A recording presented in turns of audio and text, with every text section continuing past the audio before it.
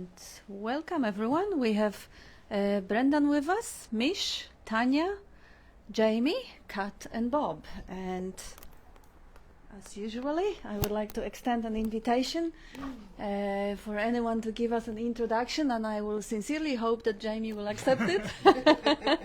But you're free to decline. Are you happy? Yeah. Wonderful. I hold the scepter, Mm-hmm. scepter of truth. Mm-hmm. Hello, everybody. Hello. Hello. Hello. It's good to be here with Bob. We all ready?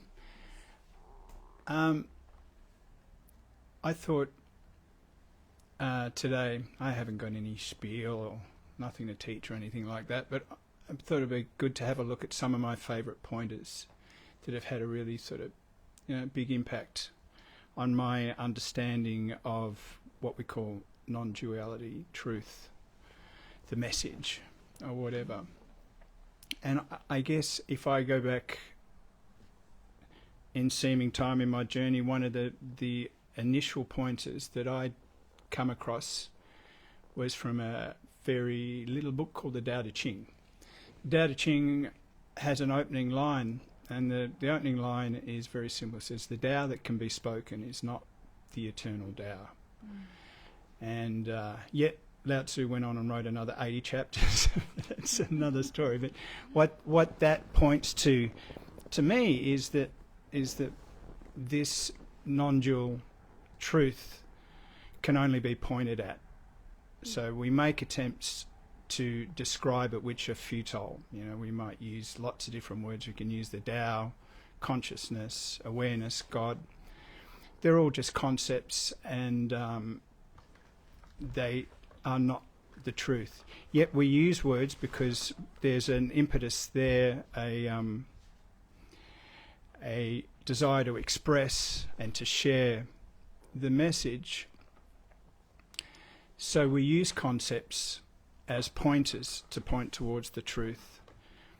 Just as I noticed when I was driving here today, there was a sign, there's an arrow, Camberwell, this way. And it's a very useful pointer. It sent me in the right direction, but it's not Camberwell. And even when I get to the destination called Camberwell, is that destination actually Camberwell as well, or is it just here and now? And I've arrived there by following the pointers, and the pointers are very useful, but never did I mistake that sign for being Camberwell. So we use pointers, and they can be very helpful, and at the right time they can really hit home in a way that can open something. There can be a sort of opening towards it. And that sort of brings me to one of my next favourite pointers, and that is, I don't know who said it, I think it was a saint or something like that. He said, "What you're looking for is what's looking." And that had a profound effect on me, of the realisation that it was not who's looking, what's looking, that there's a certain seeing. And there was a misstep that was in place for quite a while, where there was a me subject looking out at objects for truth. And I did all the practices under the sun. I used to meditate, Qigong, and I used to have this Qigong practice. And the hilarious thing is I spent all my time, and I'm looking out into the world, and I'm trying to see this truth, and I'm going, it's going to come to me any minute. Here it is, looking. And when this pointer struck home that it actually was what's looking, not that I'm looking, but there's a seeing, a natural seeing that is occurring. That it was, we were telling jokes before, to me it was the biggest joke that I'd spent years looking in the world, reading books, like listening to people talk. Come on, where is this truth? I'm squinting my eyes. If I squint my eyes like this, maybe it'll come to me, or if I ingest this drug or something like that.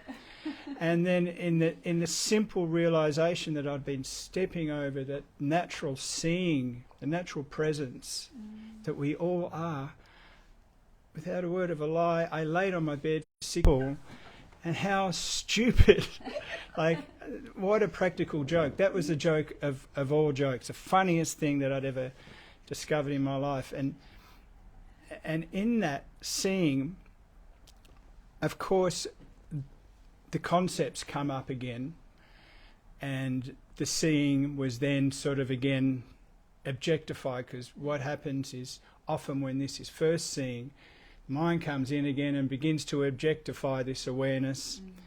And that's just the old patterns that come up, and they come up again. And the belief in the mind has been so strong our whole life. We've been conditioned that for one, that voice, those thoughts that we hear, we've called me. This is me. So therefore, these thoughts that are coming up, there's a sort of idea that, well, if the thought's me, if I own the thoughts have an ability to own me. So the thought would come up, hang on, I haven't quite got this, I don't understand it. And more concepts would come up. And what I loved about Bob's message is he just put an end to all that for me. And in that really beautiful understanding that what we are seeking, we already are, which is another pointer. That is the fact. Start with the fact of your own being. And then within time, the concepts still are constantly arising in this mind. Concepts of, oh, you're not quite there, or whatever. There's nothing can ever take you away from that seeing, that presence of what we are. And over seeming time, those concepts will lose their power, their juice. The belief, it's the energy of belief that has gone into those concepts that have come up. And we probably the final concepts that we can often struggle with are these spiritual concepts, these pointers, because we take the pointers as truth, we take the signpost as being Camberwell, and we don't realise that they're actually only ever to be looked at and then dropped. And I guess in the understanding of that, it leaves you nowhere else to go. Like the pointer, start with the fact that you're already that. That's it. Like, okay. And then when I first met Bob, that was what he pointed out to me. And then he said, so, and there may be a process that's coming up that's telling you that, yeah, well, this isn't quite that. We can have a look at that. Start with the fact you're already that. That is a fact. I knew it beyond a doubt when I first met Bob. But this process of concepts continued to arise for a while. They never actually stop arising, but they become more of a kind of, it's like those jokes, it becomes more humorous. Listen what the mind's going on with now. There's a kind of seeing of that. And another pointer. Here we go. Very famous Bob pointer. What's wrong with right now if you don't think about it? That is a very powerful pointer, because without a thought, can there be a problem? Without a thought, is there time? Without a thought, is there a me? Have a look. This is a process that is happening mentally, that is generating these concepts, generating a reference point. And the reference point is everything that's related to this me. I like this, I don't like that, I'm fearful of this. All these things solidify around this reference point, which is all based on belief and concepts. But in the full stop,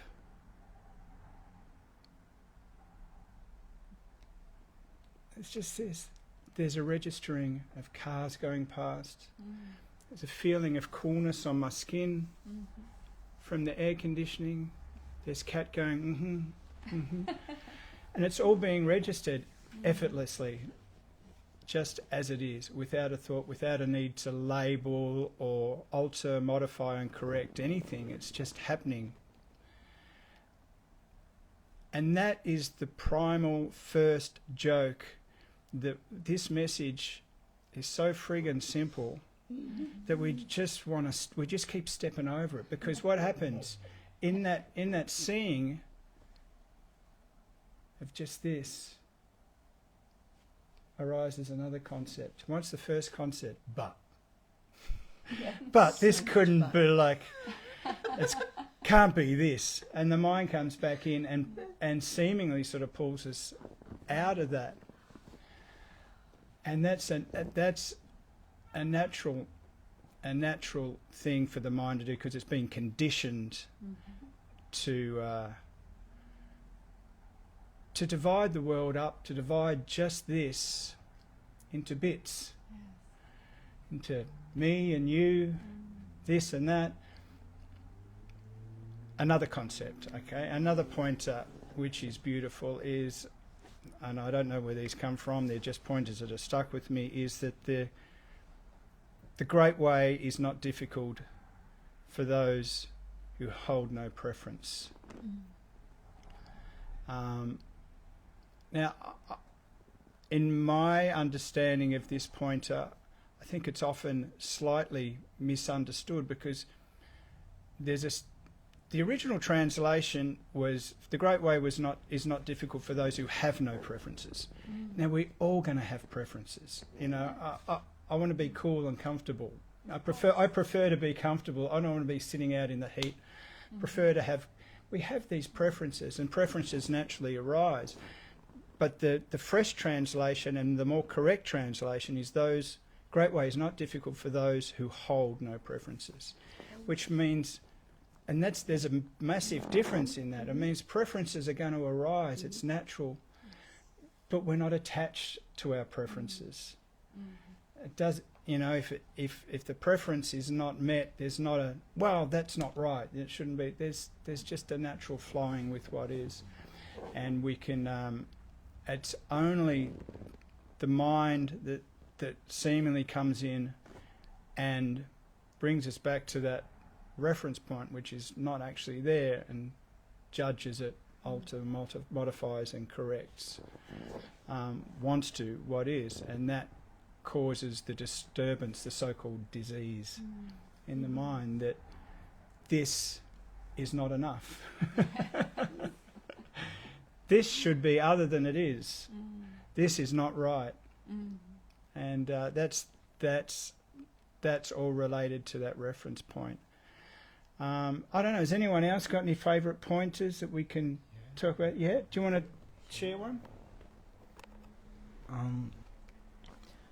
So, when I first came into awareness of Bob's work, I'd recently read Here Now about I Am, and it's part of the mind that we can sort of reconcile with. So I was thinking a lot about phenomena at the time, and in terms of visualization especially.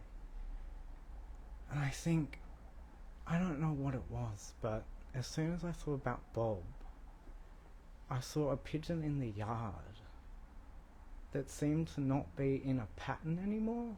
It was like aware that it was a pigeon, or she or he was a pigeon, and seemed to interact with the ground like I know I'm here, I'm not looking for food, there's something more here.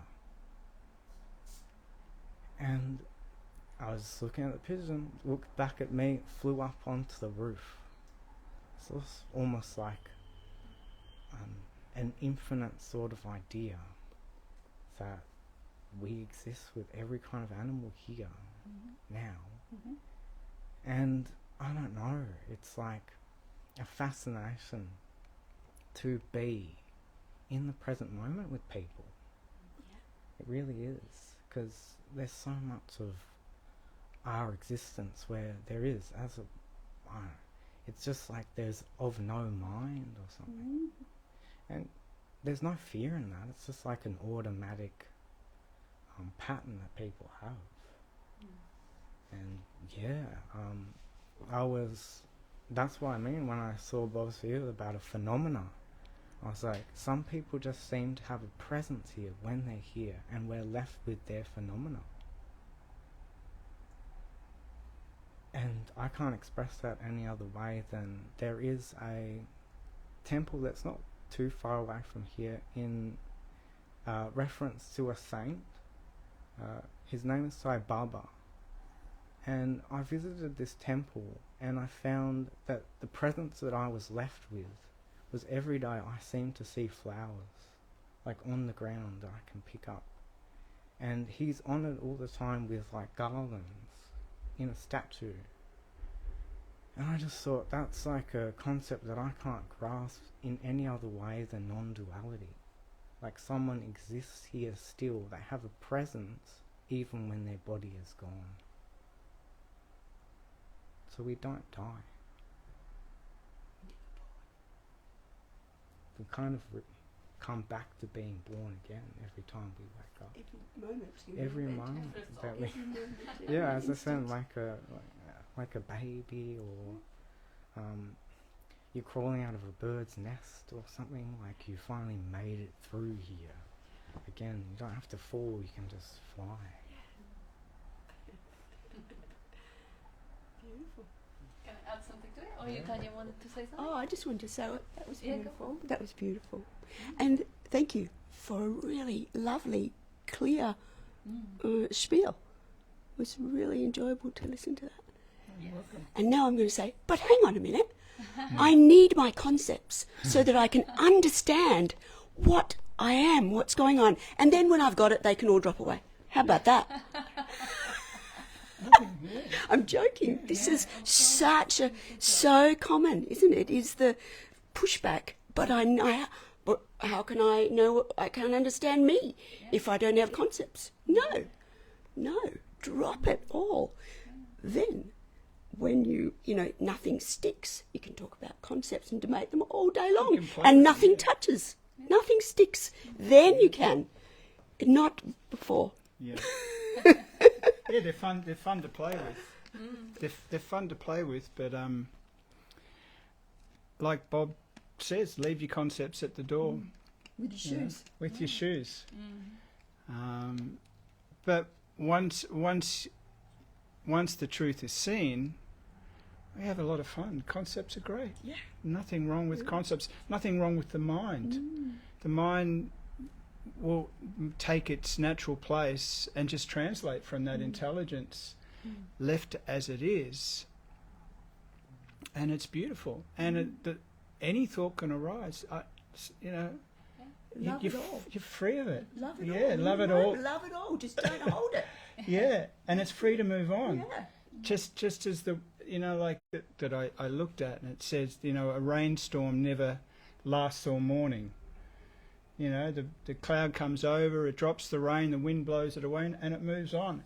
And the concepts are the same. Concepts arise, left as they are, they move on, and they're replaced by more. And the mind is a beautiful, creative instrument. And once that is understood, it's beautiful. It creates. It's got a lot of great ideas. But when it starts to think that it's the intelligence, when the mind thinks it's the master and it's running the show, that's when it'll tell you, you're not good enough, and you stuff that up. Suffering. Yeah, and that's not right, and they shouldn't have said that, and you need to do this, and you left it. That's when the mind comes in, and that's how most of us live our lives. Like we live from that place, and to be free of that, is a true blessing to be embodied and to be free and to see the truth of that. And then the concepts, they can do whatever they like. In fact, they lose their juice, so those kind of concepts stop arising. Yeah. Or if they do, they have no, they're not bought into, or there's no energy or belief going. It's just seeing that, oh, that's just that old thing coming up again. You know. I have a few things from the community, and it will disappear, and I will hand it over to Bren, because that's what is happening lately. But I just wanted to also thank you guys and highlight a beauty that what you were saying, the understanding. You don't need the concepts because it's already present. You already know everything you could ever need to know. You know that you are. You're a done deal. Done deal, exactly. Start from the fact that nothing to gain, nothing to Yeah. change, nothing to do, nowhere to go. Yeah. that's The mind that's it. hates that. Oh yeah. Oh, boy, no. But. I want a So beautiful much experience. pushback on that. Oh, experience chasing. Give me an experience of Yeah. myself. Yeah. That's all part of the game, the It's a play. big joke, Fine, yeah. good. There's Yeah. nothing wrong, but it is nice to be free of the suffering.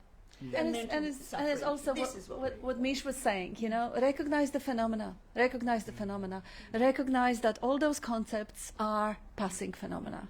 All those visions, dreams, even the insights are passing phenomena. There is something that comes and goes. It can't be grasped. The truth is underlying all those phenomena.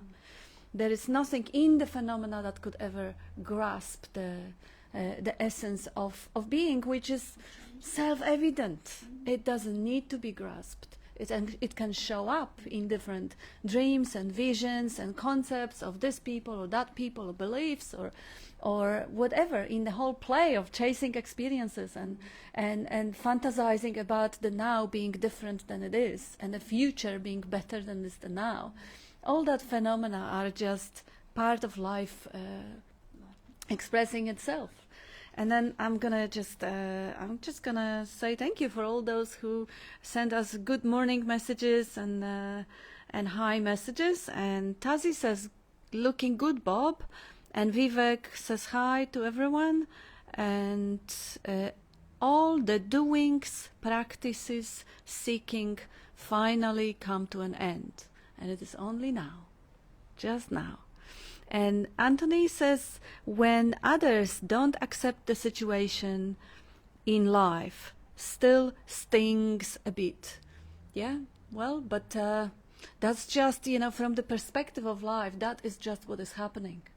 The sting is happening. Wow, interesting. How am I going to respond to the sting? Oh, is the body going to get pissed off or mad? I'm curious. Or maybe it will just relax. Or maybe it will go and eat some chocolate. Who knows? Life is an adventure, and just see, other people are presenting some sort of energies life is expressing through them. They may be killing each other, or they may be loving each other. And now this body also, which is part of life, is going to respond to it in some way or another. It may even have some concepts floating through how it is going to respond. But the response is always fresh and new and depends on the whole 10,000 things around, the infinite amount of factors. So that open field of curiosity and seeing, once you accept it, as Jamie said, you are what you're looking for. That, is the truth. And that is the ultimate truth. And there is nothing else that needs to be known or understood.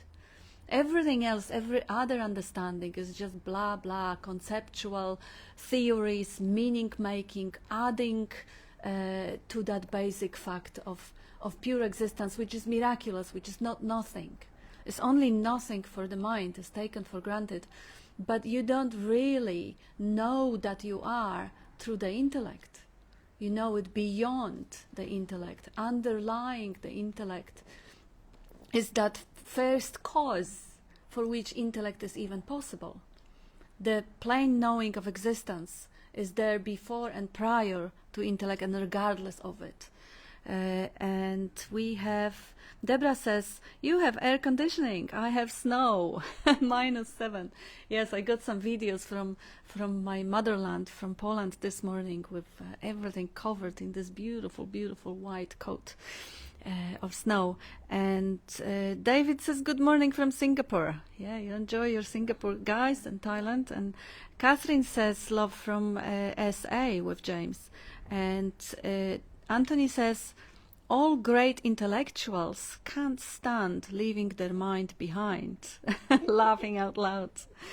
Yeah, and they also have they have no choice in the matter, because life, from the life's perspective, expressing itself as a great intellectual or a great poet or great musician or great swimmer is just what is happening. And there's nothing wrong, unless there is an idea that there is something wrong. But even with that idea, there is nothing wrong. It's just part of the play.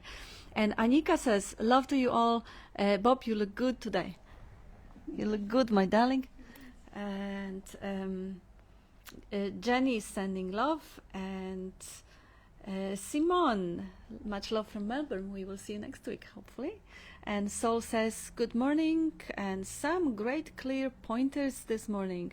And Jenny says, at times the blah blah is so loud. What a blessing that I get to sleep. Yes, the space, the silence, it doesn't mind. It unconditionally envelops and accepts everything. And that stillness or silence is the Satchitananda, aware presence of existence. It doesn't have any conditions, it doesn't reject or accept anything, it doesn't comment or add meaning, and yet it expresses as inner commentary and meaning making. But you are not exclusively the commentary and meaning making. That space of presence, which doesn't have any boundaries, like Jamie was saying, who are you when you don't think about it? Are you even a human? Are you even a body or the mind? Unless the thought comes and gives the shape and the form, the boundary. Like Bob is often pointing out to the 5 factors of Hinduism. Nama Rupa is the factors that create illusion, define the phenomena. Satchitananda, being, knowing, loving to be, aware presence of existence. Already here, everybody is experiencing the awareness of existence. Nobody can deny that they are. That's Satchitananda, simple. And the definitions coming from the language.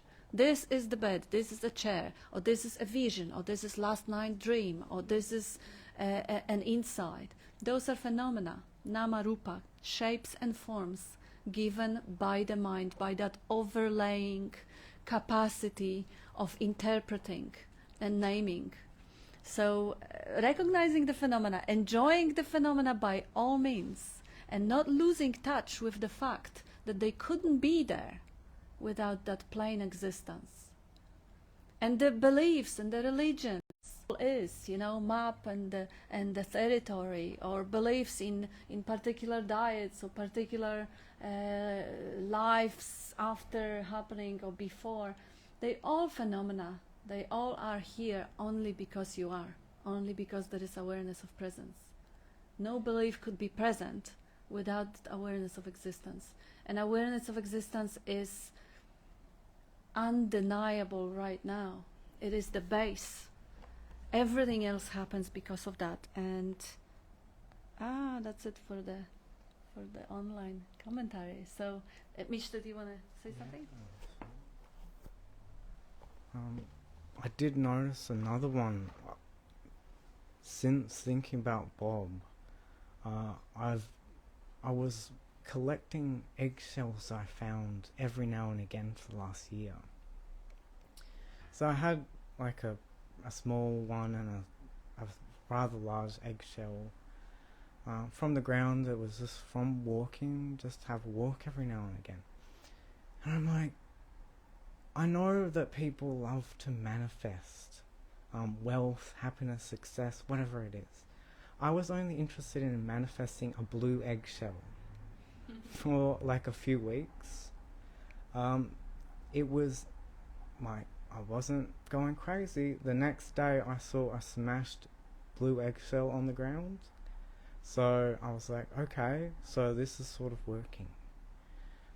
3 days later, I'm taking a walk and I see like a lark with a blue eggshell in its mouth, half of an eggshell.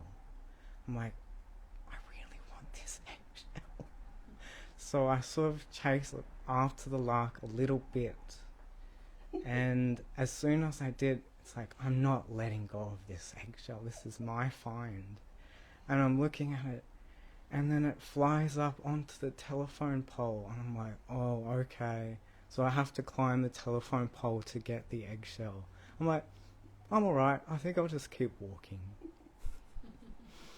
And I don't know, it's like a couple days later after that, I found a whole blue egg on the ground that had dried out because it had a little crack on it. And I still have it. And I don't know, it's like as soon as you put the mind to an idea, then you can achieve it, even if it's simple. Just let me just complete it, bring it back to non-duality, that you can recognize how the idea of the finding the eggshell is not yours. It arises in the space, because it's very easy, and this is what is kind of the misconception about all the manifestation thing. It brings up the idea that there is a me, there is a tiny little Mick somewhere inside me there, who has the soul or the ego or something, and it has the power and the capacity to manifest things. So this is the construct, this is the mental image created from the past experiences, because, you know, since childhood you were told there is an I, there is a me inside, and that me is in charge of my life, and that me can choose what to think, what to manifest, and that me is responsible and takes credit for everything that happens. Can I go up on the pole? Oh, I can choose whether I can go climb or no, I will choose to walk ahead. And when you actually look inside, that credit-taking idea or the me is just another thought. So to actually say the same story, and the story of manifestation, by all means, there are people who, and there is a psychological phenomenon called confirmation bias, which actually brings that into the picture, well described and well known. To complete it absolutely may by all means happen, that if the whole energy, mind and heart is put into one basket, then it will come into fruition, if that's what life intends. But the idea that this is me that has done it may cause the suffering, because the next thing, idea will come and there won't be enough charge and it won't happen, and it will cause suffering. As much as the joy for taking credit, I've done it, even more suffering for, oh shit, I haven't done that. I was mentoring a girl for probably a good part of a year, who was actually a law of attraction coach. She was coaching, mentoring people how to effectively manifest, and she had fantastic successes in her life. She manifested a wonderful, loving husband, who is prosperous, and the house and everything. But they were still things that she couldn't manifest. Like out of like 5 things on her bucket list, 4 were 100% manifested and 1 was missing. And guess where the mind would go? The mind, the whole design of that biocomputer is to protect from danger, is to find faults, is to fix things. So of course all the attention goes to what is missing, what is wrong. And she was suffering so badly. She was on antidepressants and suicidal. And she could acknowledge that, yes, these things I have achieved. And then and she was still attracted to Bob. She was showing on our Zooms, and she was still attracted to having that whole conundrum translated to non-duality message, in which she hasn't done a thing. There is no hair, there is no little doer inside. It is just what is happening. The life presents the idea. The life fuels that idea with a strong urge. This becomes obsession, but this is not mine. It is life's. So life's also delivers on those obsessive ideas, like it delivers on Edison doing the globe. 1,000 times he failed, but the obsession was there. It wasn't his. It belongs to life. So eventually she did see that she does not do any manifestation. It is life providing the thought. It is life providing the energy. It is life providing or delivering or not delivering on whatever she's providing. So she got a little bit disturbed. So I'm misguiding all those people and I'm charging them. How am I going to live with that? I say again, see how quickly the mind comes to take credit for what you are not doing. You know, if people are coming and asking for whatever the skills you've learned, you may see whether you're going to be delivering or not. You may see whether you're going to deliver the way you learned, or you will deliver it in a different way, which will take away all the guilt and all the credit. You don't know, and it's not up to you. It's up to life, what life is going to do with this body. And you, as the space-like awareness or open field of presence, you just live in a state of wonder. Finding out. I wonder. What? Yes. Beautifully clarified, Kat. Really great. Stuff just happens. Stuff just happens, and the thoughts come to claim credit, to give meaning, to put in some kind of cause and effect order. It's all part of the Maya. It's all part of the illusion of control that this little puppet inside, wherever it's sitting, can pull the strings and make shit happen. That is a beautiful concept, but it's just a concept. No, it is. And you don't want to lose the cosmic dance of the world, as Jane was saying. You don't want to get out of that place where you're in laughter because of all the experiences you chased. And it's just like, oh no, it's just awareness. That's all it is. We're just awareness. And That's it. yeah. Comes and goes. Brendan? Yeah, I guess say a little bit. Yeah, just following on what we're talking about, everything just comes and goes in that awareness. Like the space doesn't care what happens in it; it just comes and thinking happening. Yeah, but we believe ourselves to be this person because we picked up the first word, and then we created a subject-object, saying this is me and that's that object, and see different colours and start differentiating everything. Yeah, and we can't be any of it really. Just have to sit back, relax and watch it all unfold. If you use the image.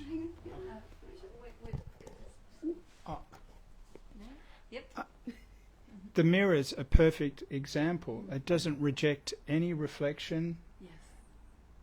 No reflection sticks. It comes and it goes, and it's not affected. It's not doesn't prefer one reflection over the other. Everything's free to appear and disappear. The mirror's never touched, and that's a beautiful pointer to our nature. I like that. It's the same. Good one. It's the same as what we are. There's no preference to one appearance over the other. It's all free to just come and to move on. And that mirror is a beautiful pointer towards that. Time you said in the first place. It's everything is that. That's all there is. And that thing he was quoting from, the Dzogchen, yes. awareness, that awareness, without any concepts. What are you? when you're taking it from that standpoint. My voice is stuffed. Can't talk. And we're not taking the standpoint.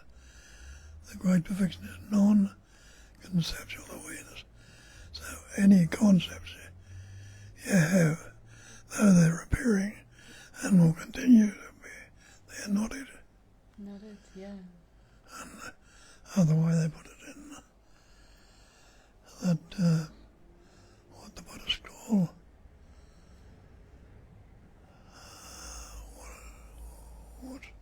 what's the name of the blue book again? Basic space of phenomena. Yeah, the basic space of phenomena.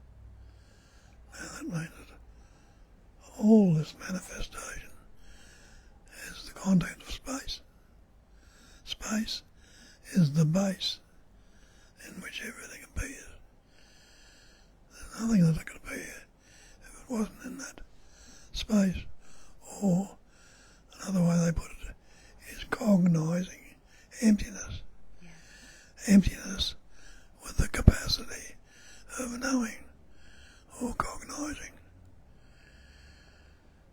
So it all points back to that non-dual. One without a second, not two. Not two, so any idea of two or any concept or manifestation at all is not it. So when can you ever be away from it? Only in your mind. And is there such a thing as mind? We say, my mind, or I don't mind, or I do mind. But what is mind? Is it another concept or an idea? How many words were you born with? You weren't born with any words at all. And you didn't pick up words till you were a couple of years old, when the capacity of reasoning developed. For that capacity, reasoning came about. You couldn't say you were not, or you couldn't say that you were, because they are words. And the little child, you had no words before you were a couple of years old. Can you remember that? You can't. Can you say you were not then? You don't know. You can say it, say all that, but you don't know that you must have been. Or how could you go on from now and when to now? So the concept of time is another concept. The great perfection is non-conceptual. Are you unaware right now? No. You know you're not unaware, so you must be aware. But what is that awareness? Can you say what it is? Nope. Well, we put concepts on that too. Life, love, God, or me, or whatever. All concepts. And yet the great perfection is non-conceptual awareness. The words can be very useful, but they're not it. It is all a phenomenal manifestation. And the definition of phenomena is that which appears to be. So all this manifestation, including yourself, me, and everybody, and everything else, is a phenomenon. And there's no such thing. So why move away from the one absolute reality? Not another word, that word absolute. You can't add anything to it. You can't take anything away from it. It is absolute. And it always has been. And it always will be. Never been anything other than absolute.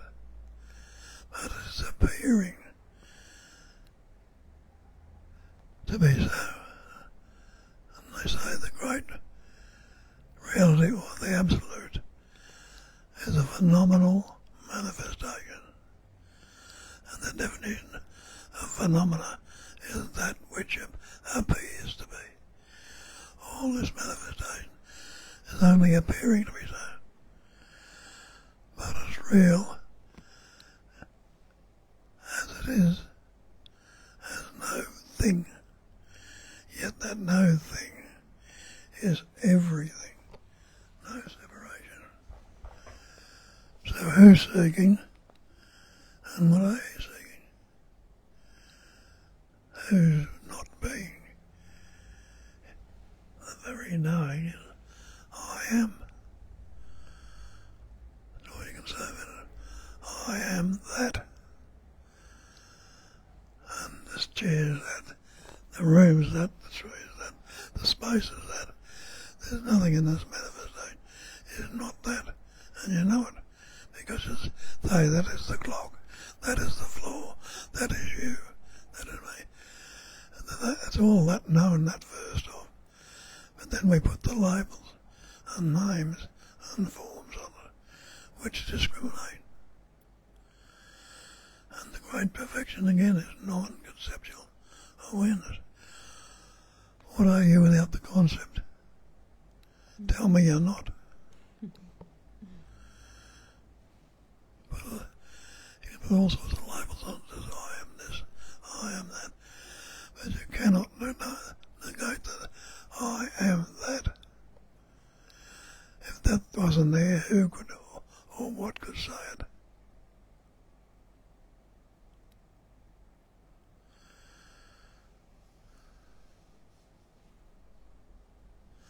Have a look for yourself along those lines.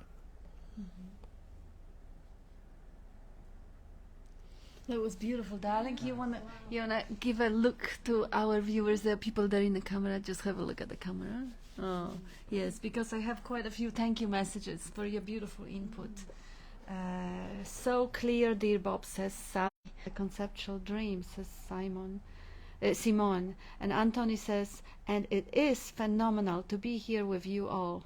And he also says, people just assume this wisdom is some cult. The real cult is that of the material world. Good point. And Bill says, so simple, our completeness, the all-encompassing Satchitananda, freedom from everything, the love that is our being, holding everything. Beautiful. Beautiful, and I kind of wanted to just build up a little bit on that brilliant metaphor that Jamie brought up, which Bob often uses, the metaphor of the mirror. He will actually ask you to look at the mirror. You want to look at the mirror. And you can see how indiscriminately it accepts everything that appears. It doesn't accept or reject anything that appears. It just reflects it. And that's such a beautiful metaphor of life itself, which in a pure form of the potentiality cannot really experience or express itself. It needs the form, it needs the reflective surface of so-called the world or so-called the mind in which it is reflected. And even to say that it needs one thing or another is already too much to say, but again, to express it, and that's just life loving itself in the expression of itself. It needs words, and words are limited, and words are all wrong. As Bob said, absolute. There's nothing that can be added, nothing that can be said about it, nothing that can be grasped about it. And yet the poetry is being written, and the music is being written, and the dance is expressing, everything is expressing that amazing. And there's nothing either right or wrong, but thinking makes it so. There you go. And that's a good thing to ponder upon and see how nothing is inherently any other than just as it is. And the meaning is added. And I have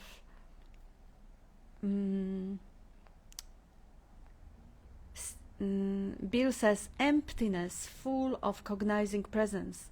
I am that. Brilliantly clear, Bob.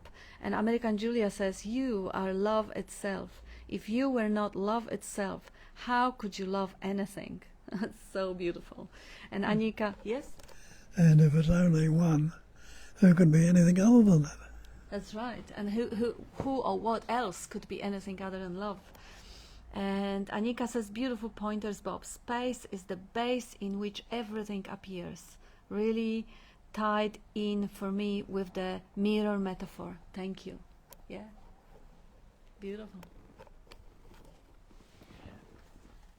When you really deeply dig into all these pointers, they're all pointing to exactly the same thing. There is... Only one. Of course. It's crazy, you know, like everything Bob pointed to there, it's all pointing, they're just different ways. There is no duality in non-duality. Yep. Is another way of pointing at that truth. Because the duality itself is the dream, is the illusion, is the thought. Only the thought can appear and seemingly create the dualism. Because what do? We divide that up into another pointer. Speaking of holding sticks, there is no such thing as a one-ended stick. Yep.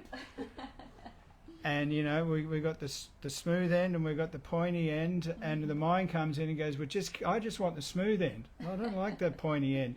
We divide the world up, and that creates the dualism that you know, we want this and I don't want that, and but it has no existence. It's the dreaming.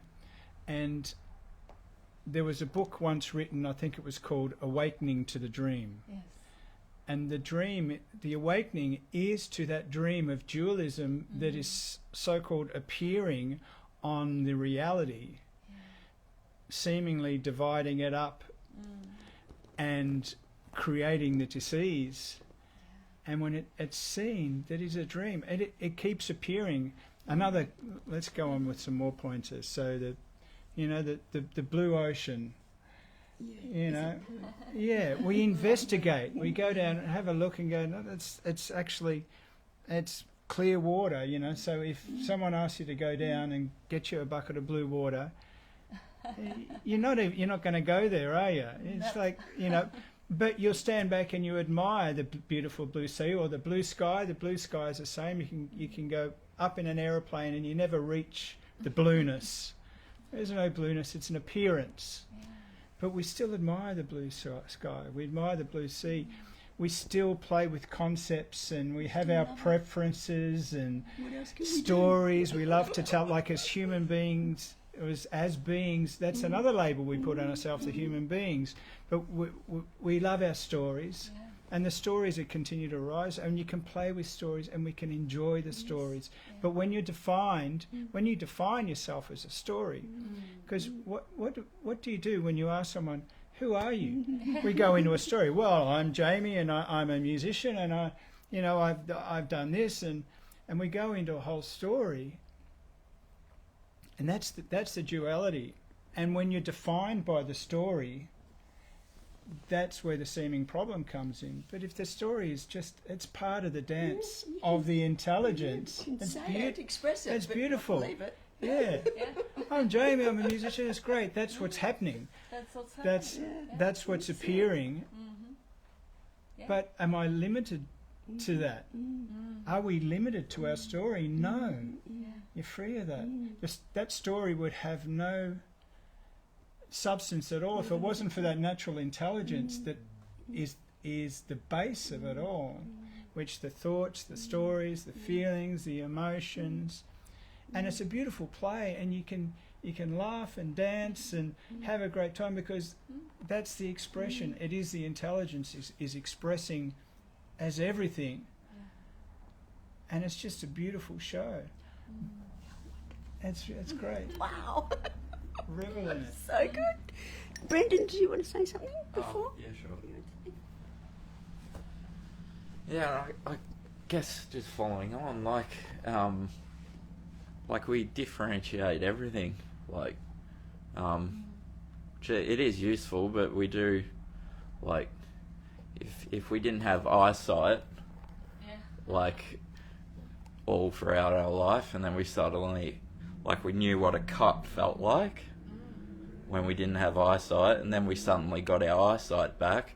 We wouldn't actually know it's a cup if we looked at it. So in that way, we see that really whatever we've learnt and differentiated is really through the Word. A blind person was to regain their vision, they wouldn't know that's a cup.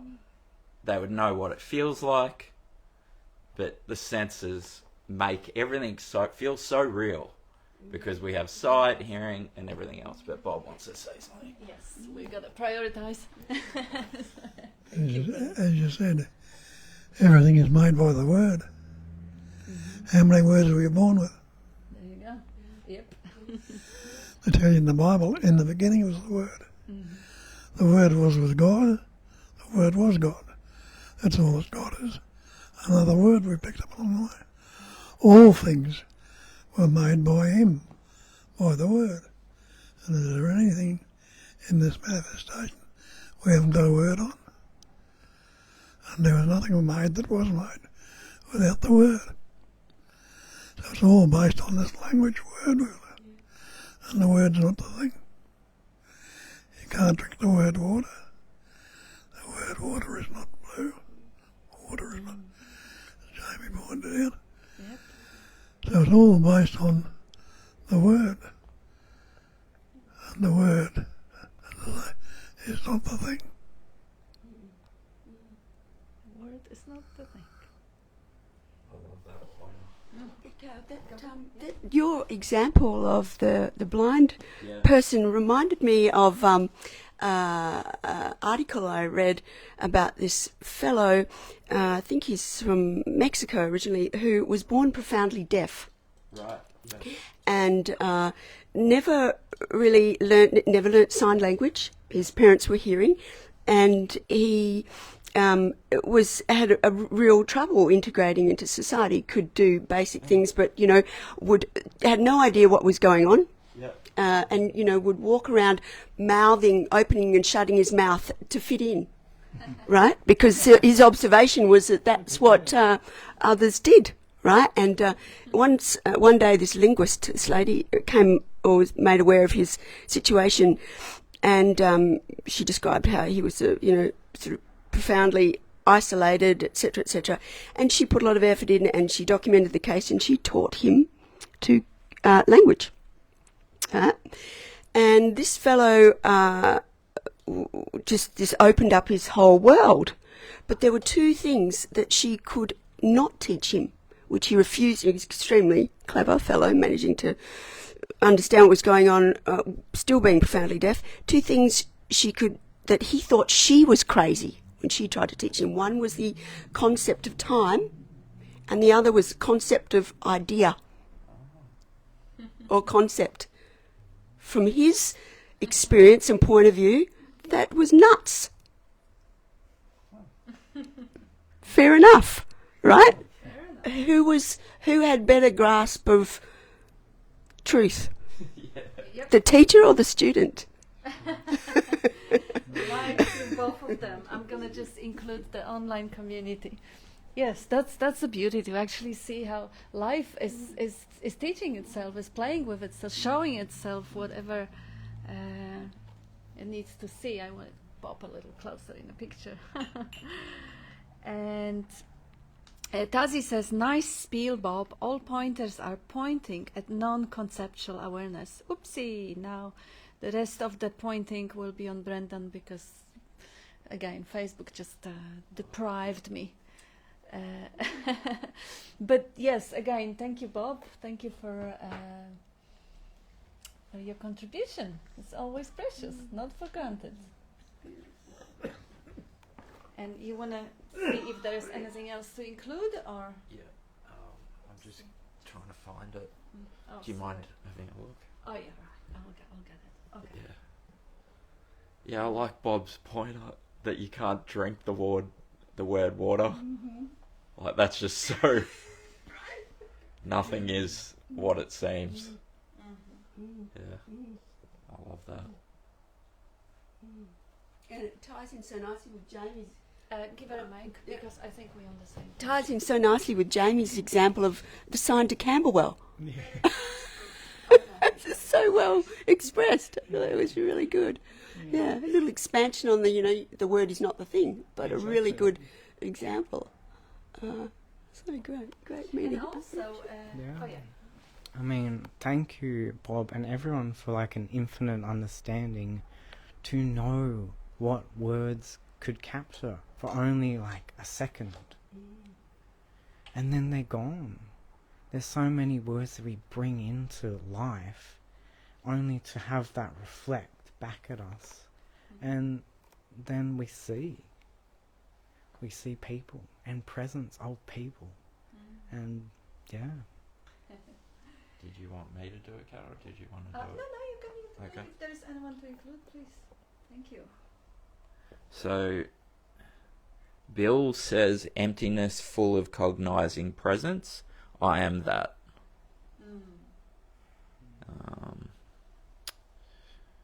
Nice spiel, Bob. All pointers are pointing at non-conceptual awareness.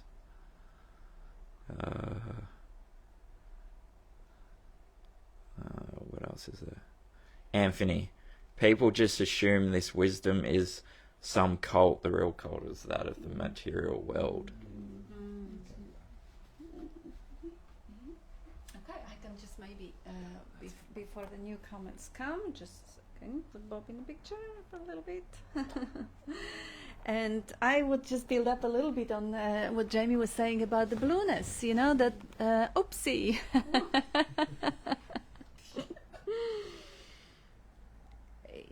Yep. Is it gonna say? Magic touch. I did See? it. Yeah, that is exactly what I was gonna. That is exactly what I was gonna say. See how quickly life responds, and you never know through which vehicle it responds and how. And just staying with that curious space and see how every next scene is spontaneously unfolding. And thank It's a you. dance. Life, yes. And the metaphor that is a beautiful metaphor that Bob is hammering up as well, the blueness of the water, the blueness of the sky. It points back to the phenomena always appearing to be. The water isn't blue. Everybody has drunk a water in a glass. It wasn't blue, it was clear. But it appears blue when you put it in secret. At night the water will be black. Nonetheless, it is just a reflection. Water doesn't have any color, and neither do you. You may appear good or bad or inferior or superior, male or female, but you do not have any color. Life does not have color. It's space-like. Space is clear. Like the sky. Sky is space. It is clear. It may appear blue. It may appear overcast by the clouds of concepts, for example. Or it changes. It constantly changes. It appears to change. But space doesn't change. Sky appears to change. It's reflecting different colors, the sunrises, sunsets, the night, the Milky Way, whatever. But it is clear space, and that is what you are. You are clear space, basic space for the phenomena to present themselves and be known.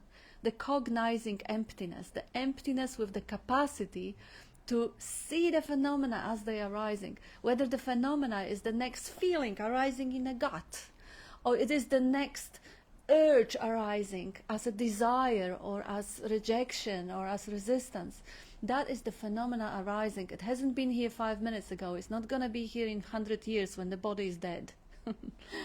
And the body is temporary. It is a vehicle for life to experience and express itself. And the pointers also, I kind of enjoy the way, like Jamie was saying, pointers are all pointing to the one, because there is only one. It's not even one. It's really just that potentiality for the totality.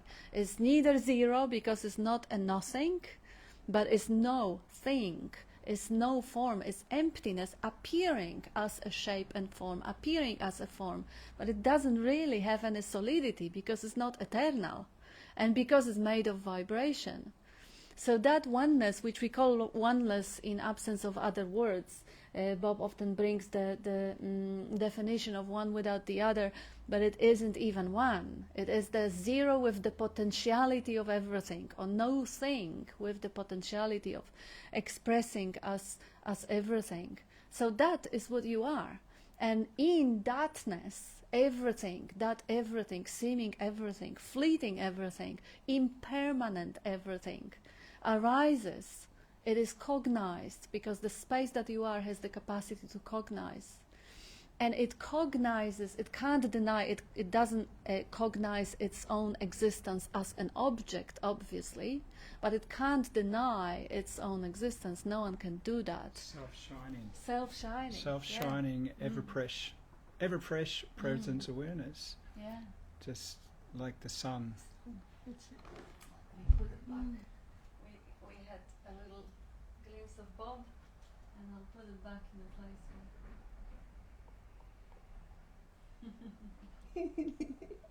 Oh yes, for that smile, it is all worth it. You'll get exhausted. I will not, darling. I'll run away you for the rest of my life, around you and the rest of yours, hopefully. Not immediately to stop. I'm happy to run as long as I can.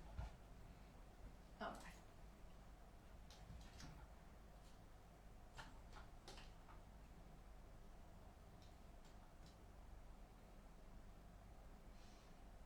Now you can see another perspective.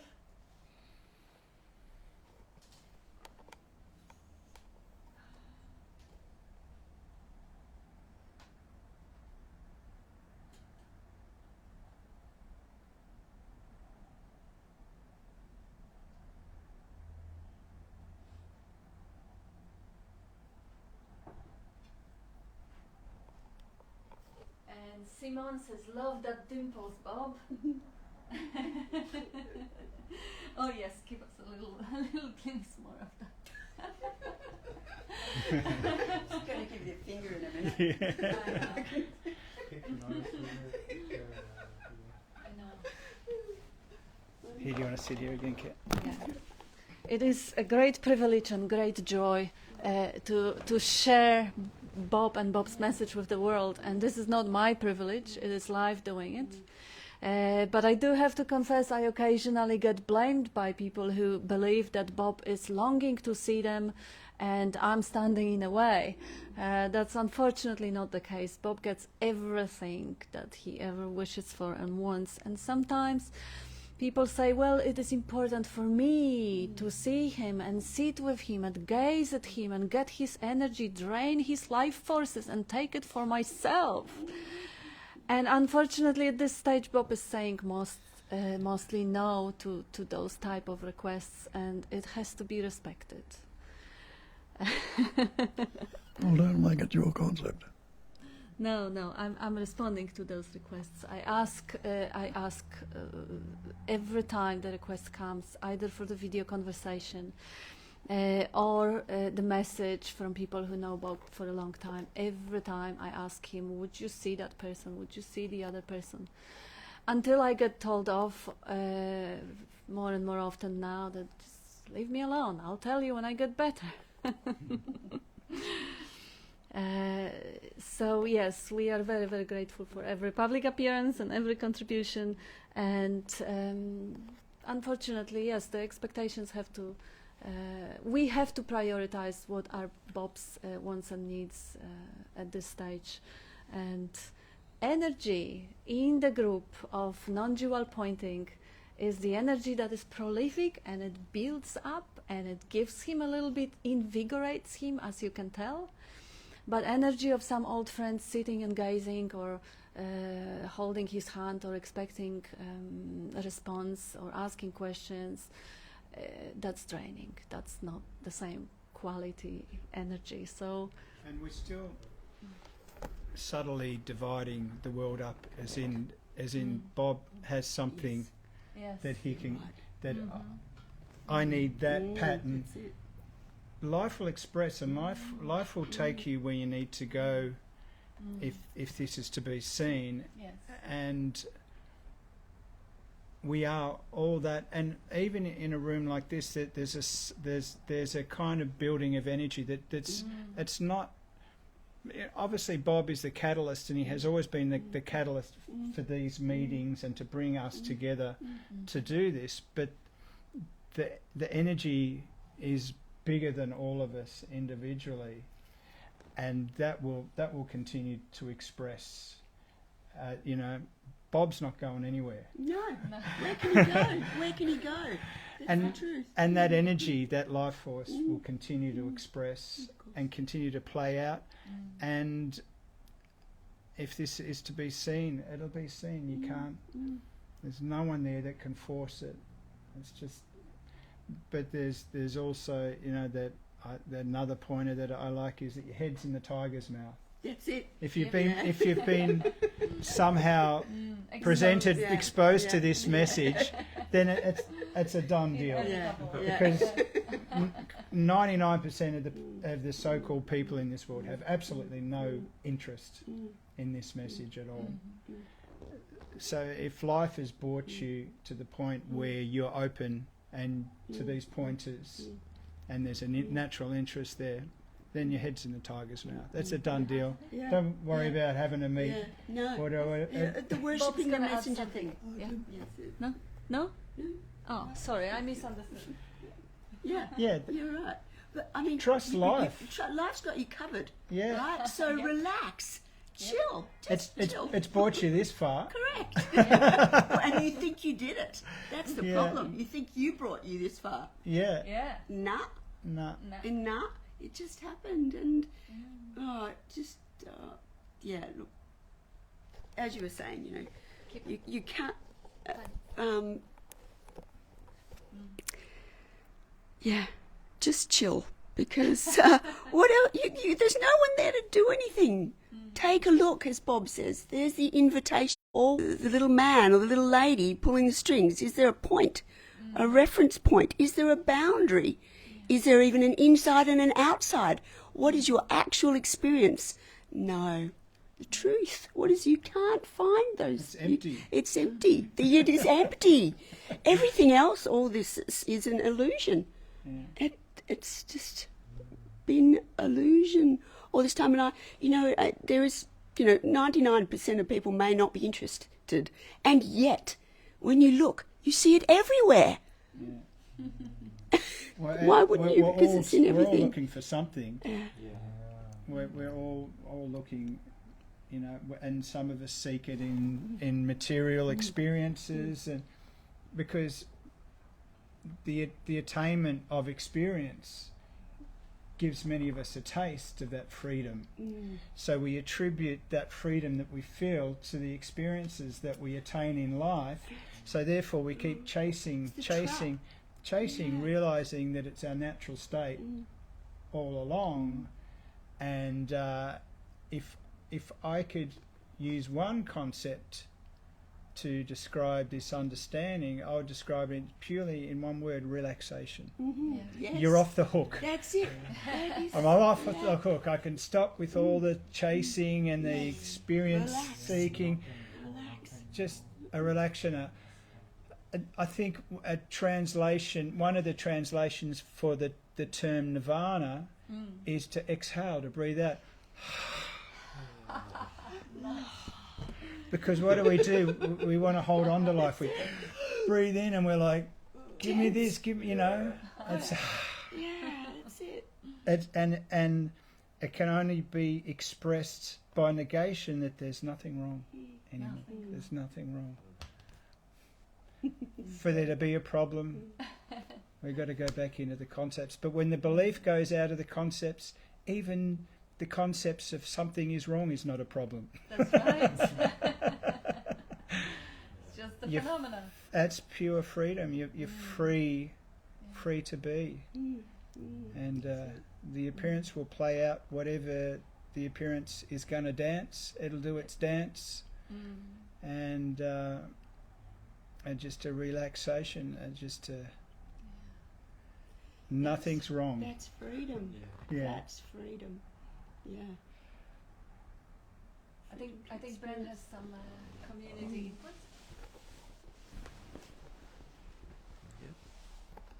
So Vivek says, the world body appear in emptiness and disappears in emptiness. Emptiness is permanent and the body is temporary. And then Mark says, after the better part of 50 years searching, I'll find myself still in the hunt and wonder why I don't just give up. And then You can't Full stop. give up on giving up. There's no one to There's do it. no one to do it. You can't give up on giving up. and then there's one more. Anthony says the time. Give him the mic. Anthony says the time away from your guru is where the real learning is. And I do actually really appreciate, Mark, how you put it. Even after 50 years of seeking, I cannot find myself giving up. This is not happening. Seeking is happening, giving up is happening, stopping is happening, breathing is happening, growing hair is happening. Nobody does that. If you relax and see, but this is not happening. Wow, interesting. But how is that personal? How do I care? It is not happening, you know. I find that after 50 years, stopping eating food or breathing is not happening. Well, no, it's not. The eating's happening. I mean, of course, not constantly. Can you negate the seeing? That's right. Yeah, go You for it. can Yeah. you can full stop the mind, so we can full stop. But can you negate the seeing? You can close your eyes. The seeing's still there. It's just seeing darkness in the back of your eyelids.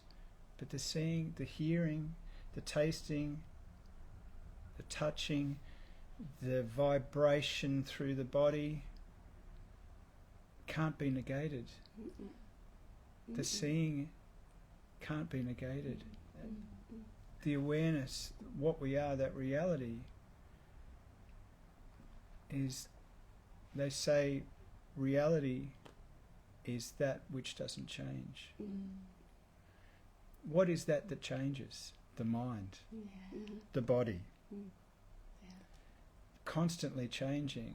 You know, we're aware of that as we all, the body naturally ages, thinking there's good concepts arising, then other day there's worrisome concepts arising, constantly changing.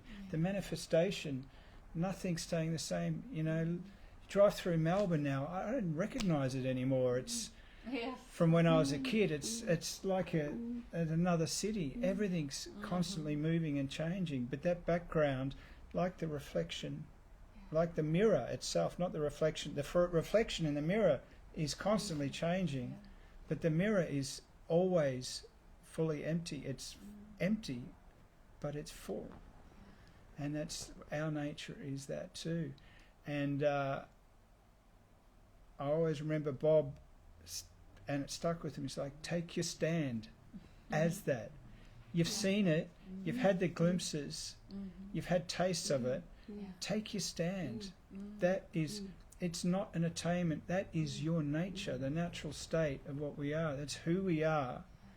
Take your stand as that.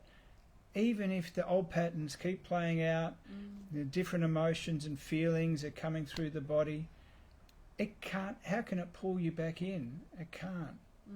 If you take your stand and you have that courage of your convictions, then you're free. And if you actually see, because I'll just come back to what Mark was saying, I love the way you put it, you know, that stopping is not happening. That is what is, it's not what it is being discovered. But if you take a stance of that as that cognizing emptiness, that relaxed space like awareness, in which there is noticing that the mind keeps churning, it keeps somersaulting, it keeps chasing, but you are not your mind. You are that knowing of the mind. You are that emptiness, that cognizing space like awareness, that witnessing presence in which the mind arises and it chases its own tail, or it chases pleasure, pleasure can be defined as money or as sex or as spiritual enlightenment or whatever the nonsense the mind comes up with. That characteristic of that computer, biocomputer, that machine, the job, the function of that machine is to always find something other and something better and provide for it in the alleged future, because that's what it is. That thinking capacity, which we called mind, is the overlay, conceptualized world of past and future and progress and improvement. That's all it is. So seeing it from taking a stance, relaxed, natural state of witnessing presence, of the consciousness, the knowing factor. You are the knowing, you are describing, you are cognizing of the fact that the seeking hasn't stopped. But you as the space are not bothered with whatever mind vagaries are, whatever the stories, meanings, interpretations, judgments, whatever is cooked up there in that computer and narrated, that is the piece of software that has been conditioned, that has been installed since childhood. You, as the cognizing emptiness, you may marvel. You may marvel how the mind responds, oh shit, another hot day again, I hate it. I hate the body sweating, I hate. And there is a, wow, that's juicy. Wow, there's a serious hate going on. Wow, amazing. I didn't even know that was still capable of it. That's incredible. And that space does not have a problem with hate arising towards the heat. That was a stupid example. It doesn't arise here in this way. But if it does, welcome. Or the disappointment arising. Oh shit, why am I still seeking? What am I seeking? I'm seeking for cat food, whatever. Oh my God, I was seeking for the antihistamine this morning because Bob was itchy. Seeking arising. So what? How does space care? How personal is this? How important it is? The body-mind is seeking. The space is knowing of it. You are the knowing of it. You're not your car. You're not your coat. Like Bob sometimes says, you know, you say my body, like you say my coat, my costume, my car, or my house. You're not your body, you're not your costume, you're not your coat. Radio, or my TV, or my car, yeah, or my cat, whatever, is the claiming credit software, the program which relates everything to I or me. And what is that I of me? If Mark was saying, I am still seeking, we could ask, okay, so did you see what is that I that is still seeking? And see if you can find any I that is seeking. Or perhaps it's just that program of wanting what is not being perpetuated, just as it is in every creature. And with humans only it happens as the interpretation. I want something else than this. I don't like this moment. God was an idiot, created this moment wrongly. I know better. I want something different, something better.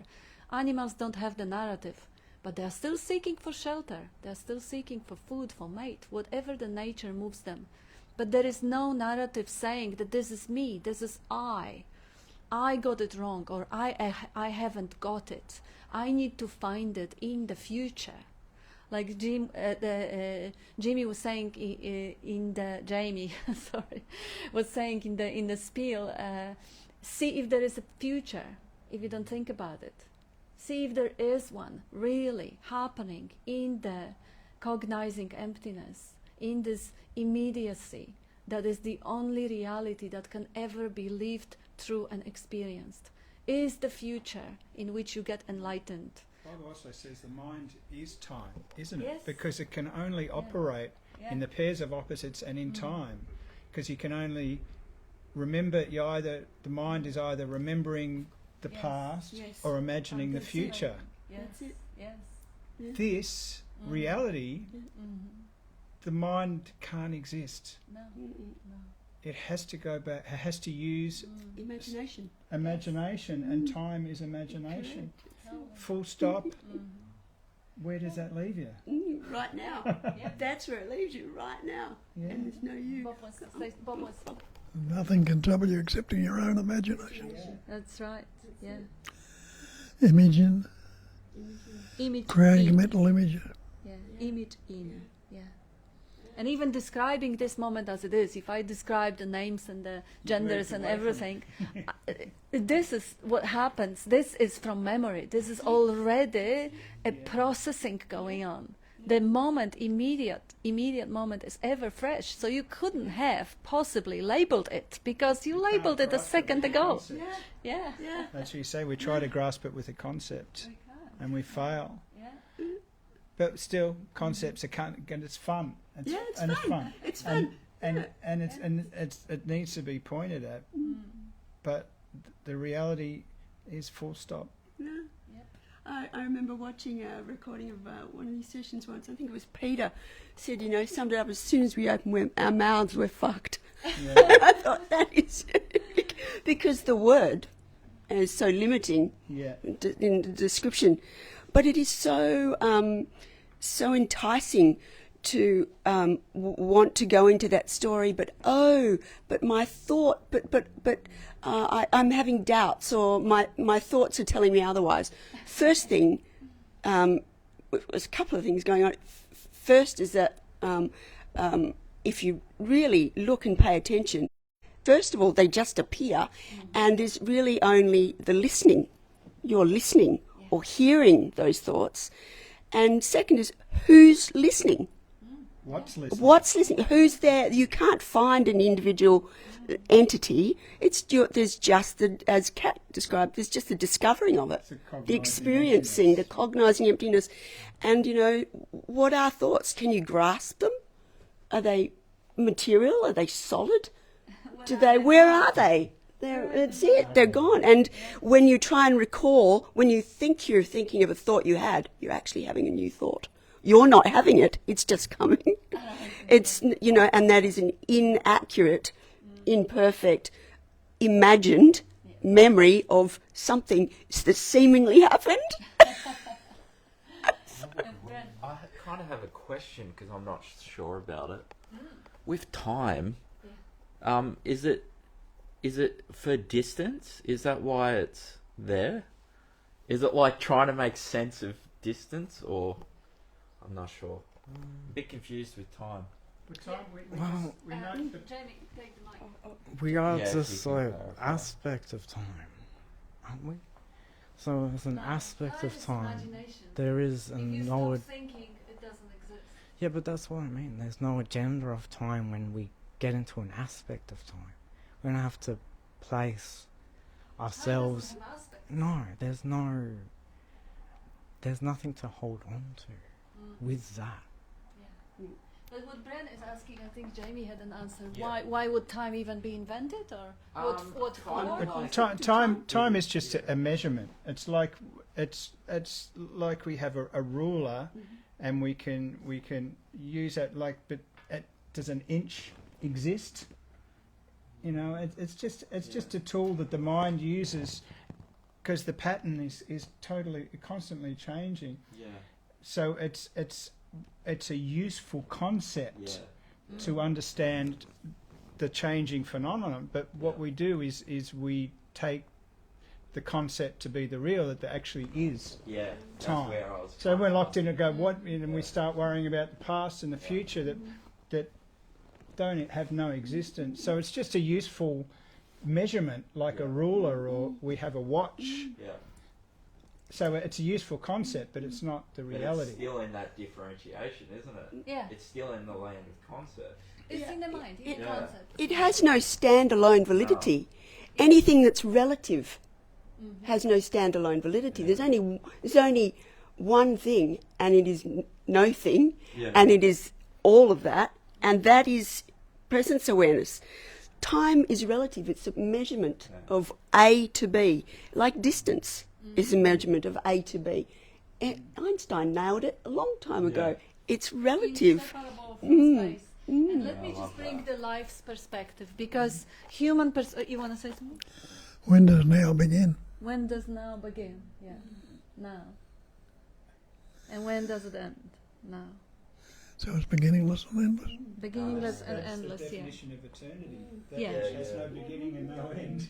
And also, I just wanted to bring the life's perspective, because from human perspective, there's a practical aspect of daily functioning, but human perspective is just one of the infinite amount of perspectives. Now, you are the life, you are the ocean. Now, you are the ocean waving as every form and every aspect and every phenomena. This is you showing up as the 10,000 things. Now, if we look at the capacity, human capacity to see, hear, taste, touch, and smell, they all kind of tie down to this one present immediacy.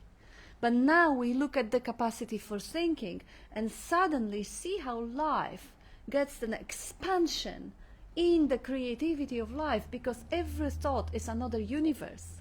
From the creative perspective, life's perspective, ocean's perspective, the thinking capacity, imagining capacity, is capacity to create world after world after world. What an incredible capacity for expression. From human perspective, this is as much of a blessing as it is the curse, because it creates elation, it creates suffering. But life doesn't have that value judgment. For life, being able to create the limited entity and now interpret everything as if it is happening to me, and now you have some perspective and I have perspective, and my yesterday's eyes have perspective, and if I'm in a good mood I have different perspective, and then 10,000 things more is created in that appearance. Life is, oh wow, yummy. Like the creativity of having fantasy and fiction and movies and music, all of those are just the infinite ways in which it dances and expresses itself. You give And everything all the meaning it has. yeah, yes, The manifestation is inherently neutral, yes, and it's We do. We exactly like that. And again, time. Sometimes time can pass. An hour's gone. It feels like 5 minutes. That's Yeah. the experience of it. yeah. Sometimes you're bored. An hour can feel like it's 24 hours. yeah, Right? It's the experience, and that is put on top of. yeah, That's That's overlaid. That's Interpretation. overlaid. That's interpretation yes. of the mind, which doesn't exist. Yeah. But it's a useful term from time to time. It's good to be reminded. Reminded. Dot. So Anyone? time traps us in believing that we actually are born and we actually die. Time doesn't. Well, time Yeah. Does it in a way? There is no I that is trapped. Yeah. You see, I is imagined as living through time. Yeah, And yeah. then again, if you look at the neuroscience, it will even tell you that there is a particular part of the brain which is responsible for creating that illusion of self living through time, that hallucination of self. Yes, spatial awareness is kind of, we share it with the animals, and it is a part of the brain which kind of is more tied down to the daily functioning. Practical, yes. While self living through time is practical in another way, because it is responsible for creating that incredible art and the civilization and all of that, which animals don't have that capacity.